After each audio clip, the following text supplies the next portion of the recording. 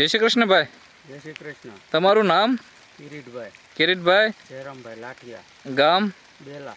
ગામ બેલા, તાલુકો? ગારિયાધાર. જિલ્લો? ભાવનગર. આપણે આ કયું બિયારણ વાયેલું છે? Rough and tough. Rough and tough Bhishma કંપનીનું. અને તમે ક્યાંથી લાવ્યા હતા? ગારિયાધાર સરદાર એગ્રો. સરદાર એગ્રો ગારિયાધારથી. કેટલા પેકેટ લીધા છે આપણે? 5 પેકેટ. અને આપણે વાયો તો ક્યારે? વાવણીમાં? વાવણીમાં તારીખ કઈ? 18 આસપાસ તારીખ 18/6. 18/6. બરોબર. અને આજે તારીખ થઈ 28/9/2025. બરોબર.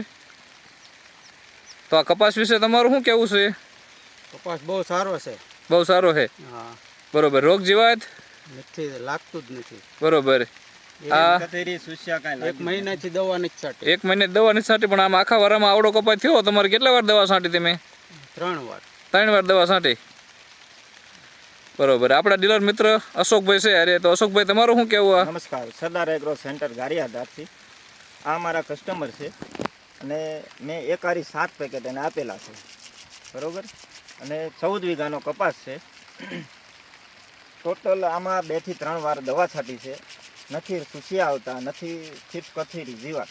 અને ઝીંડવા જે પણ તળ્યા છે જે કંઈ દેખાય છે આ ઝીંડવા એ ચોખ્ખા છે. ગુલાબીનું આમ ગણો તો 99.99% હાવ ગુલાબી છે નહીં. ભાગ્યે જ કંઈક હોય તો છે જ નહીં.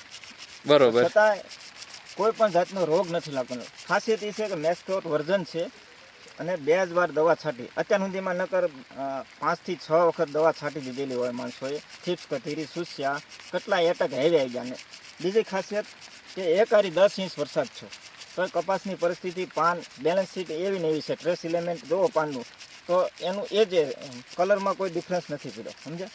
નકર અત્યારે ફંગીસાઇડના છંટકાવ નથી કર્યા. અત્યારે કપાસમાં ફંગીસાઇડ થીપ જીવાતની ગમે હેવી એટેક આવી ગયા છે અત્યારે. અરે હારી દવા છાંટી તો 15 કોકડો વળી ગયા. ઓગસ્ટ મહિનાની ગરમી પડે, ભાદરવો મહિના, ત્યારે લગભગ કપાસ બગડી જાય. શ્રાવણ ભાદરવમાં સુસ્યાનો એટેક હેવી જ રહેશે દર વર્ષે.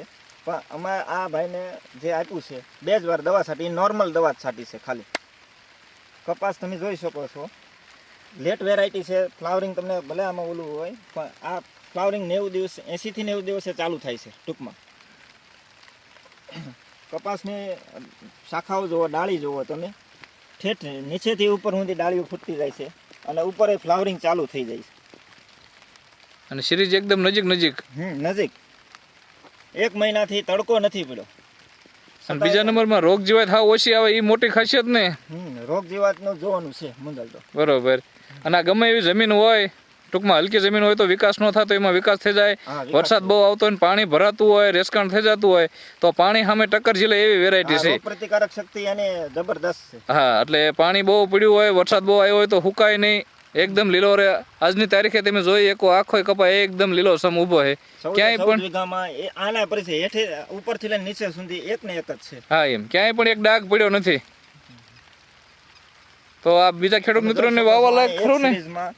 જુઓ તમે ફ્લાવરિંગ છે કે અહીંથી લઈને ચાલુ છે ફૂટવાનું. હા, સમજે? ટૂંકમાં ખેડૂત મિત્રોને વાવવું હોય તો કાંઈ વાંધો નહીં, આ બિયારણ વાવી શકાય. તમને આ બિયારણથી સંતોષ ને ભાઈ? હા. તમારે વાવવાનું ને આ બિયારણ? હા. અને બીજું આમાં તમે જોયું ઝીંડવા બધા 5 પેશીના છે. 80% ઝીંડવા 5 પેશીના છે. એટલે કપાસિયામાં 1 પેશીમાં 8 થી 9 કપાસિયા આવે એટલે વજન સારો થાય. મેજોરિટી 5 પેશી છે. 80% 5 પેશી.